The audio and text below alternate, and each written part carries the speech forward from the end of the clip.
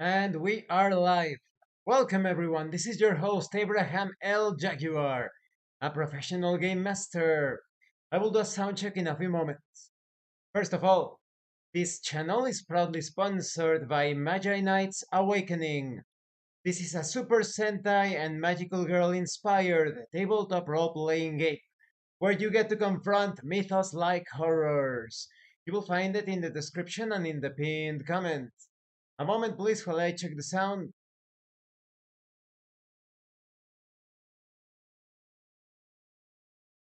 Sound is good. This channel is also proudly sponsored by Detri Studios, the publishers and developers of Dames of Asstoria, a tabletop role-playing game where you play as monster girls, experiencing high adventure in a world that doesn't fully accept them. They have recently released Daughters of Lamb. This is a pay-what-you-want tabletop role-playing game where you get to play as cybernetic nuns with guns, looking for the missing pieces of their AI god. You will find it in their website. The link will be in the description and in the pinned comment. This channel is also proudly sponsored by the Red Room Publishing. Please check out their store for exclusive tabletop RPG products. They have recently released Savage Swords. This is a Conan inspired tabletop role playing game where you get to explore ancient civilizations and confront forgotten nightmares. You will find it in their website. The links will be in the description and in the pinned comment as well. Now, let me prepare the camera. Maximize. Maximize. There we go. There we go.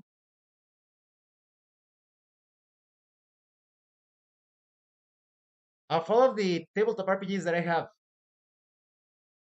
what is probably the most beautiful book of them all, the most beautiful, is the Weird Frontiers special limited edition book.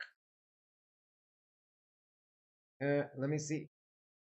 As you can see, it's Cthulhu or Cthulhu uh, cowboy edition, cowboy version. Let's see if I can get that image clearly. You can see the cowboy hat, the tentacles on the face, the guns. Let me show you the side of the book. Weird Frontiers. Really beautiful book. Mm, let's see if I can. Okay. And this is the back, and it reads Hell is empty, and all the devils are here. That's very true for our times, don't you think? Hell is empty, and all the devils are here. Ah, the light. The book is so shiny that it reflects the light. Woof. Now let's wait for the light to stabilize. There we go. Super thick book. Really, really thick. A monster book. This material, it's like false leather. And it is incredible. It is, like I said, the most beautiful book that I have. It comes with a map for the entire fictional version of America. This mostly features parts of the US and Mexico. That's the campaign world. Let's see if I can. Wow, it's going to be a bit challenging, but uh, uh,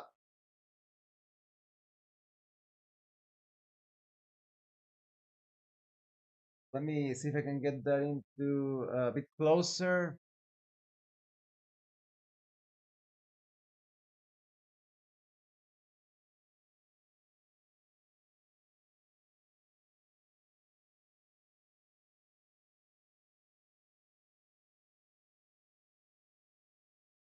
Well, it's a monster map, as you can see.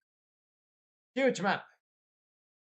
Mm, And the book also has these ribbons, serve as bookmarks. You see? Let me see if I can get them out.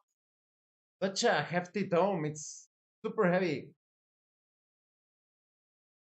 It's one of those books that you don't want to drop on top of anything because whatever is under the book is going to be pulverized.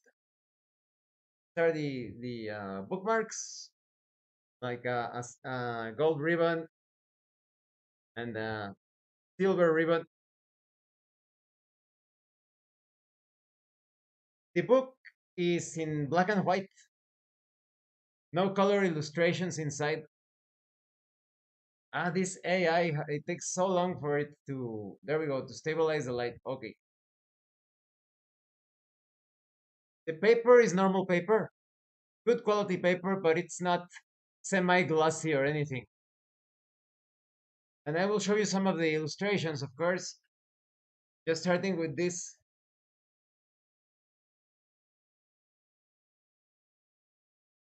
Very, very careful. Very, very careful. And there we go. Weird Frontiers. Weird, Weird Frontiers. This is pretty much Dungeon Crawl Classics modified for the Weird West experience. It is somewhat similar to Deadlands in flavor. You could say there is a lot that they share, but this stands apart, providing that Dungeons and Dragons style. Rather, Dungeon Crawl Classics, but of course, Dungeon Crawl Classics was inspired by Dungeons and Dragons. I would say that the characters in Weird Frontiers feel a bit more superheroic when compared to the characters in Deadlands. I still enjoy Deadlands quite a bit, but Weird Frontiers, without a doubt, because of the character classes, it is its own thing, its own beast, and the plot line, so many things unique to Weird Frontiers. So, what is this about? This is alternate U.S. and Mexico history. Here we have another illustration.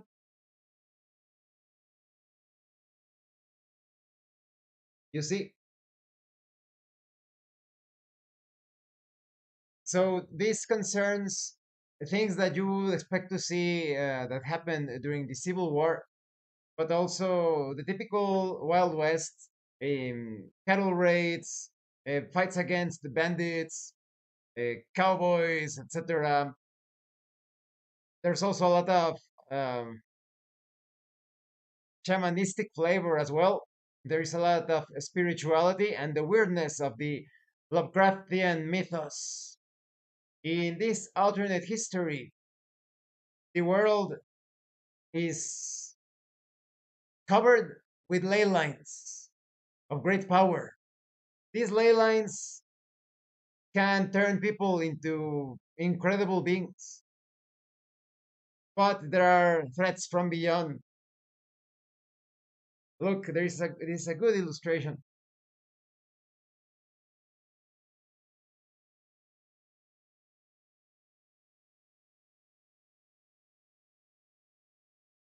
All sorts of demons, devils, entities from beyond time and space are trying to take over. And there were some legendary battles in the past of this world campaign setting, of this world setting. Humanity managed to defeat the threats from beyond, but they still took over a great portion of the land. The land became infested, not lost, but infested with all sorts of monsters, undead beings,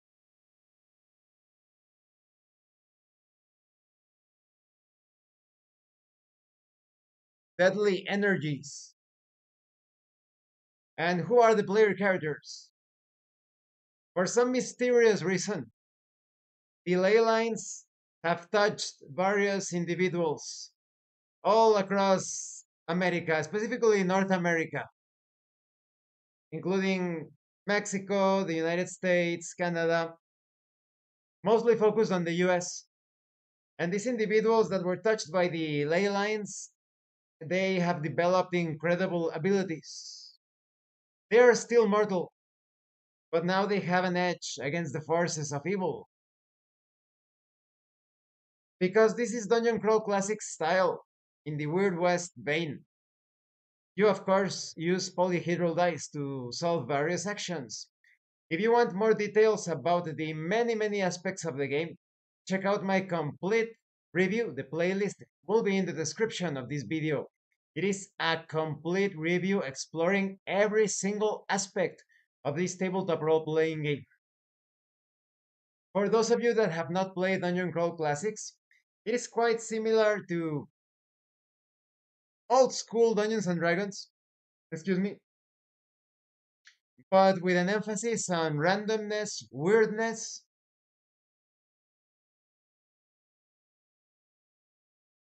and controlling several player characters per player. Each player usually starts with about 4 player characters. You roll them up. Some of them could be quite mediocre because of the random results. They could be quite weak, very stupid, uncharismatic, but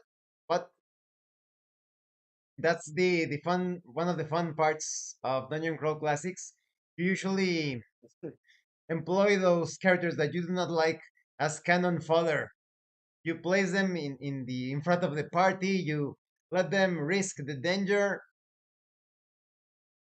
and you usually protect your most valuable characters. By the end of the first adventure, known as the funnel, a 0 level adventure, you will probably have, if you're lucky, all 4 of the characters survived, but it is more likely than not that only 3 or 2 of your characters survive.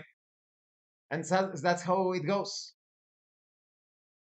The players usually end up controlling 4, 3, 2 characters. In some cases, just one when you lose all of the others. But that's the Dungeon Crawl Classic style.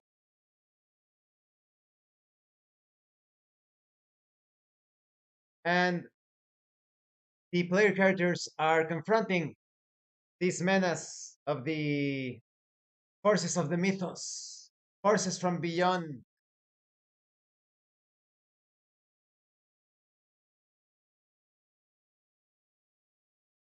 And because they are also quite vulnerable, they are not immortal, they are powerful but not invincible. They may end up dying as well, but that is not the end. There are options here for you to continue with the dead character as an undead character class. So I would say that's a bit of a flaw of this game. Not like a major flaw, but they don't tell you exactly who gets to turn into an undead player character. I would recommend that only one of the characters that you lose should be able to return as an undead player character. You have the let me talk about the various the character classes. Let's see. This is the Bedlamite.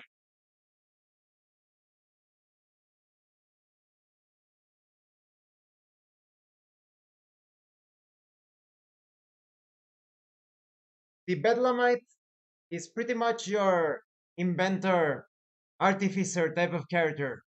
It's all about weird science. You also have the Calavera. You know, like here in Spanish, Calavera means skull.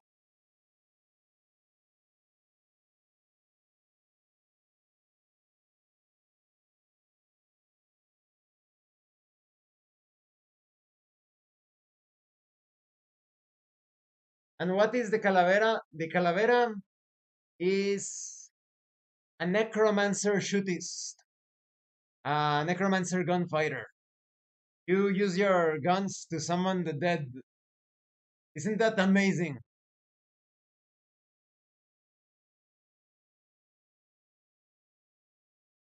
Then we have the gambler.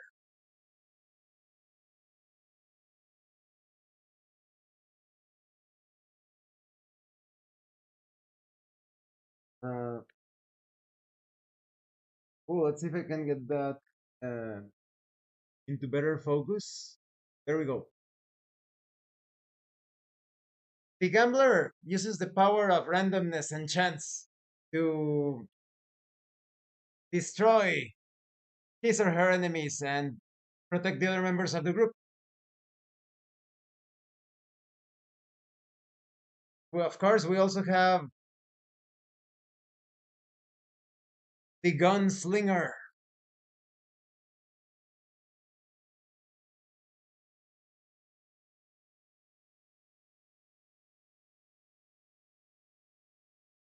It could be considered the fighter in this game.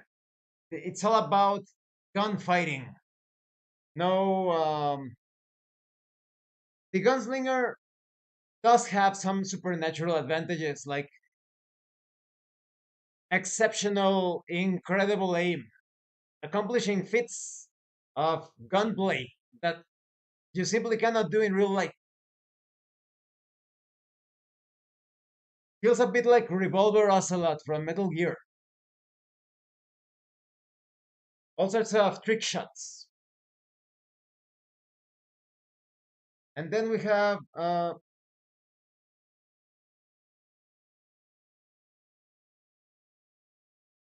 the Hellbilly. This is pretty much like Warlock or Demonologist.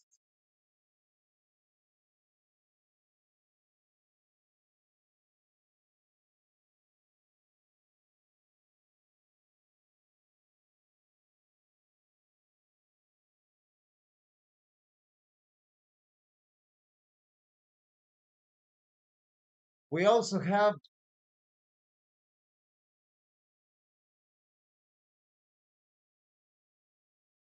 El Luchador, obviously inspired in my Mexican culture. You know, El Santo, Blue Devil, all of those luchadores. Luchador.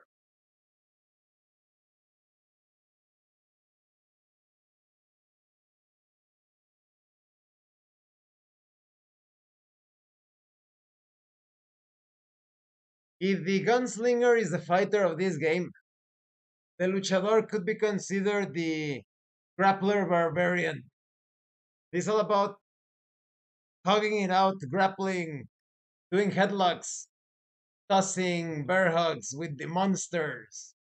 If you want to get down and dirty with the horrors of the mythos, or even demons and whatnot, the luchador is for you. Mm,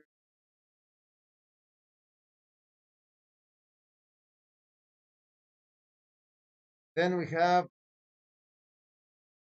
uh,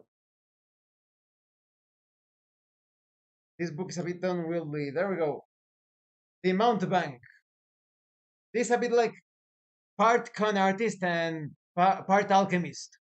It's like the con artist alchemist. Let me show him to you.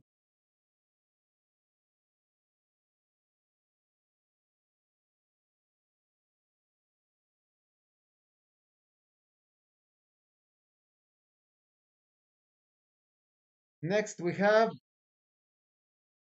wow, this book is super heavy. The Mystic Monk. Enough said.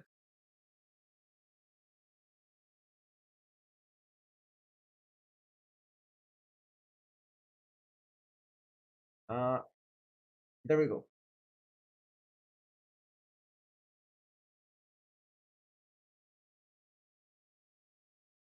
If you like the David Carradine Kung Fu series, this is it.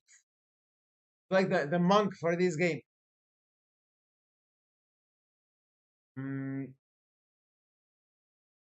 the next one, the occultist. I love this illustration because it's obviously H.P. Lovecraft.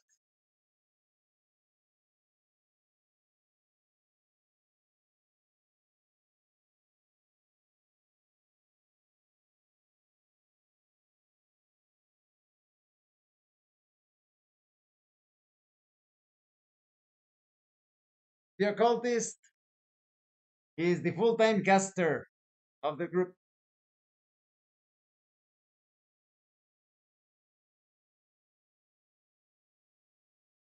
You even have familiars. Then we have the revelator, which could be considered a bit like paladin cleric.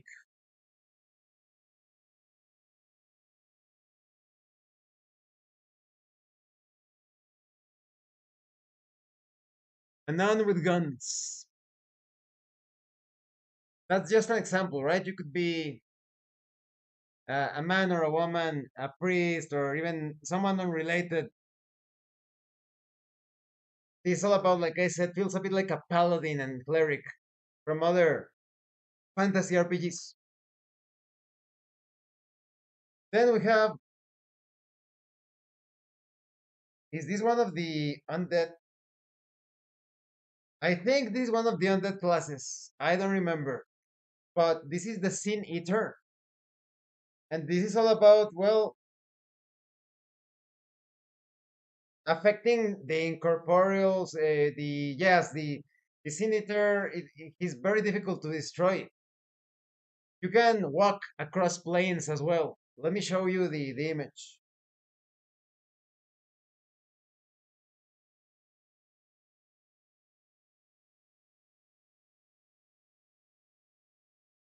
So it feels a bit like an Avenger Revenant.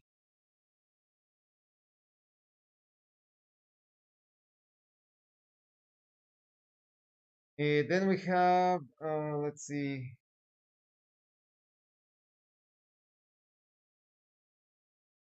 the Tommy Knocker.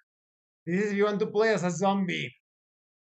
When your character dies, he continues the fight. It's an undead.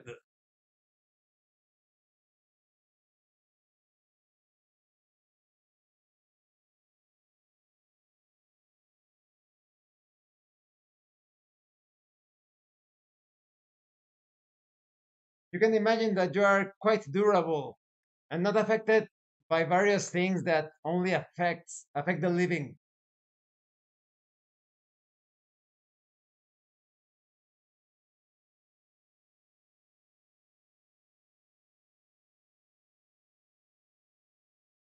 And those are all of the classes. I really like this illustration.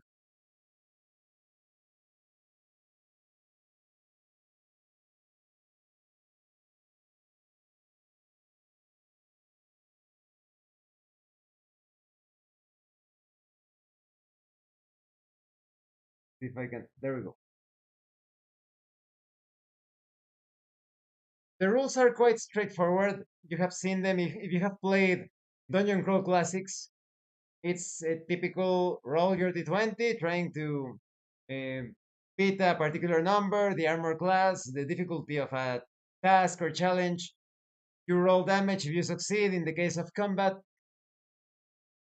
you have a dice chain, certain effects, abilities, powers, penalties, bonuses can lower or raise your die roll for many things.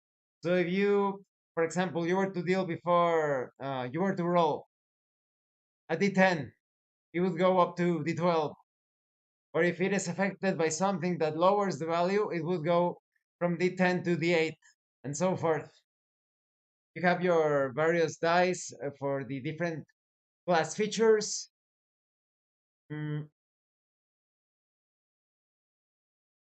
the system is quite detailed, but very easy to understand. So some people could feel a bit intimidated when they see the size of the book. They actually sell this in separate tomes. If you wish, they sell the player's handbook version, the game master's or judge's guide, and the bestiary, if I remember correctly, and whatnot. You can get it as a PDF or as physical books. I don't know if the limited edition is still available. You never know. Might as well check. And mm, Let me take a look at the table of contents.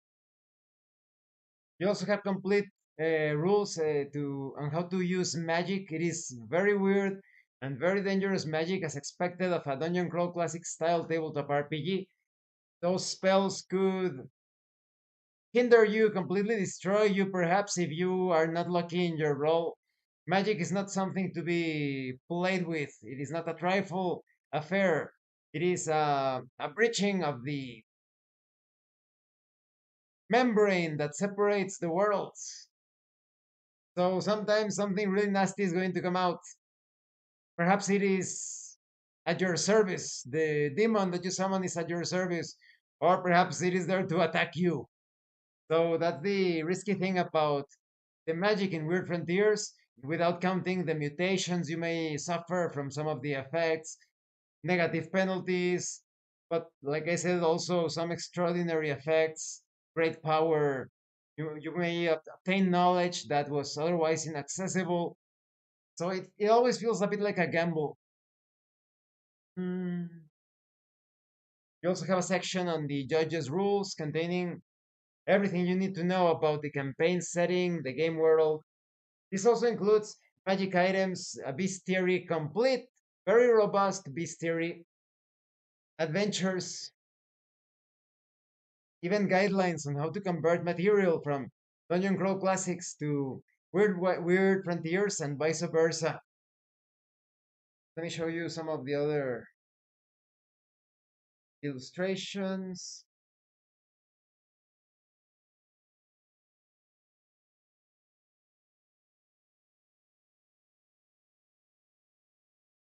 Did you ever see a gun wielding Rakshasa?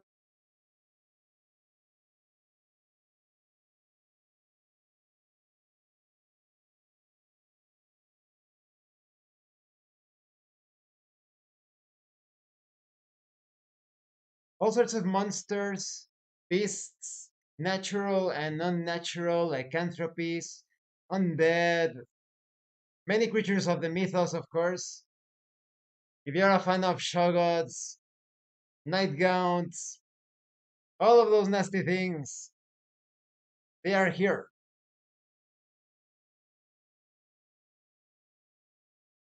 And many charts for critical hits. There is also a sanity system. Sadly, David Beatty fell in under the one of the woke traps. Oh, we didn't include the various mental conditions because we don't want to offend anyone. Then don't include death either. Don't include death because it offends those that have experienced the deaths of loved ones, right? Or the don't include guns because it offends those that perhaps were shot or that had relatives that were shot. No, it reminds them of that calamity. So no firearms. So ridiculous, pointless.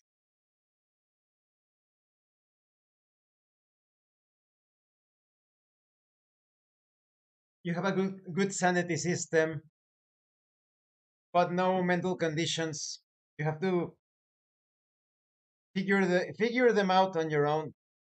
Very stupid that that was omitted, intentionally taken out because they actually existed in the preliminary draft.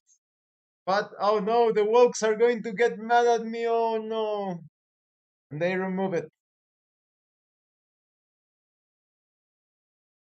If you think that your fictional character, is going to affect you in some way in real life because that character is interacting with a fictional world with fictional creatures, as I always say, get professional help and then play tabletop RPGs.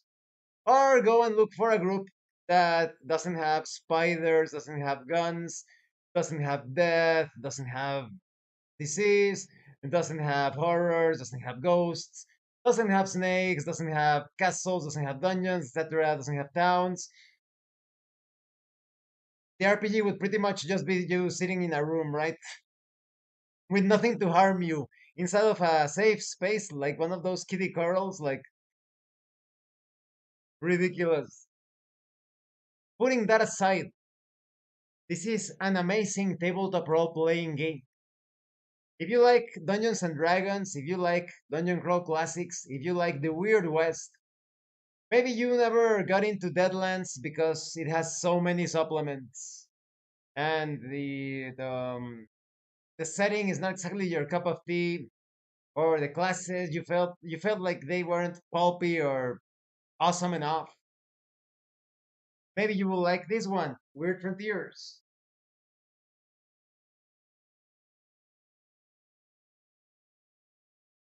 It also comes with that baked in sensibility, or how would you call it, style of controlling several player characters at once. And it is very well supported. It has so many adventure modules for you to purchase. And I reviewed all of them. If you want to check them out, please check out the playlist in the description of this video. But they will contain spoilers, of course, so keep that in mind.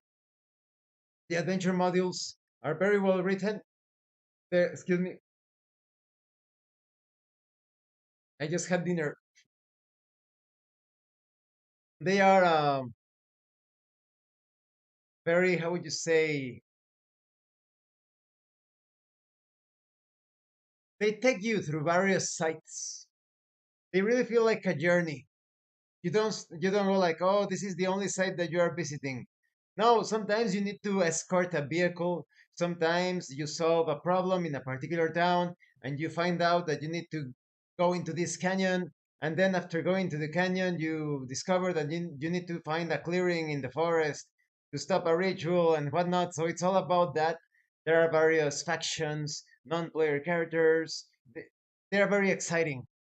So my highest recommendation, get the Weird Frontiers tabletop RPG.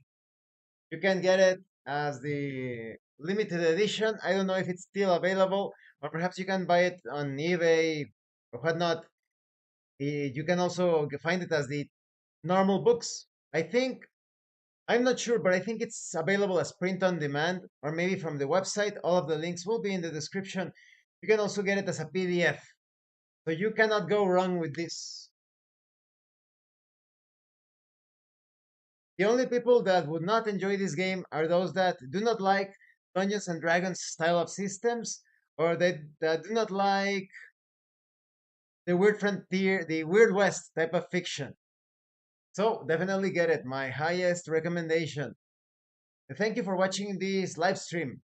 I hope it was informative, entertaining, and don't forget to leave a like, comment, and subscribe. And thank you so much to those of you that are going the extra mile to support the channel. If anyone else wishes to further support the channel, consider joining as a member using the Super Thanks button.